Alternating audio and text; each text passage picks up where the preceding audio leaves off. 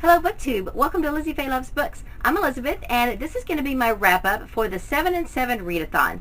The 7 and 7 Readathon was July 31st through August 6th, and I will list down below the information about the host and creator of this Readathon.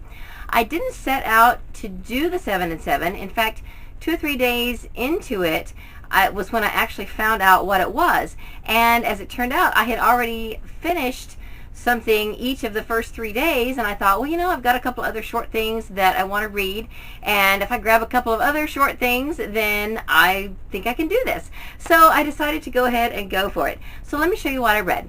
I had started this prior to the Readathon's beginning, but I did finish Joanne Flukes' Wedding Cake Murder on July 31st, and I talked about this book in my Everything's Coming Up Cozies video, where I did my Save Our Cozies Readathon Wrap Up and my Cozies book haul. So if you'd like to know more about this book and this series, then be sure and check out that video, and I will link it down below. Then the next thing I finished on August 1st was The Sinister Sweetness of Splendid Academy. I started this on July 31st and I finished it on August 1st, and it was fabulous. In fact, I did a full review of this book, and I will link that video down below as well.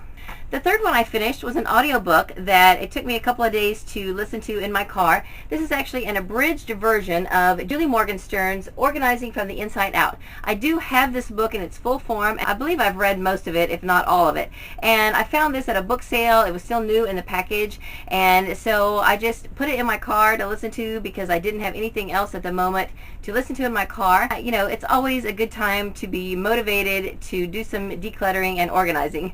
So I listened to this.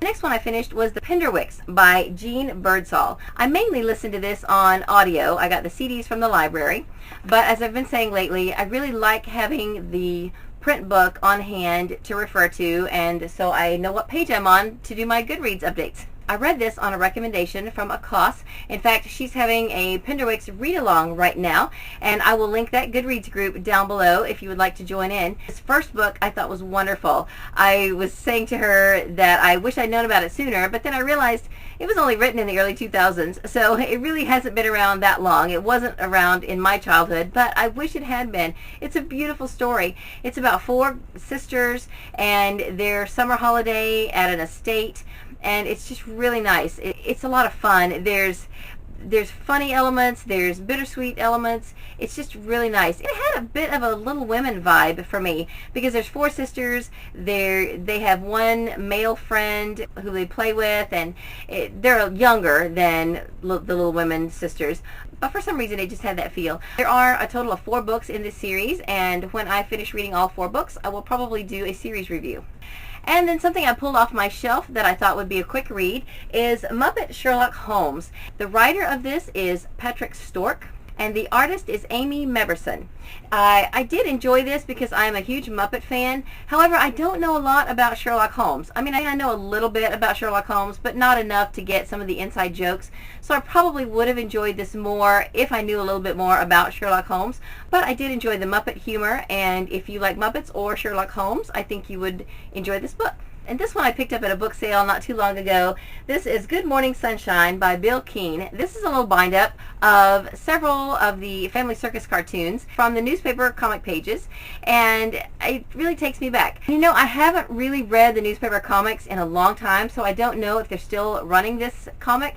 But I remember as a kid reading this with my grandmother and really getting a big kick out of it. And of course, looking at it now, they're not really all that laugh out loud funny, but they're just sweet and cute and adorable. So I really did enjoy this. It kind of took me down memory lane to read these comics. And then the last thing I read was Alice Through the Looking Glass by Lewis Carroll. You may recognize this book because it also contains Alice's Adventures in Wonderland, which I read for Booktubeathon.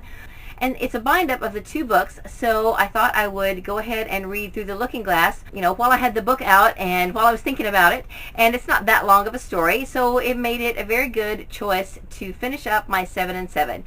But the story was really fun, like the first book, very whimsical, silly, something you would think came out of a child's imagination. So I think it was great. I had never read it before, and I thoroughly enjoyed it.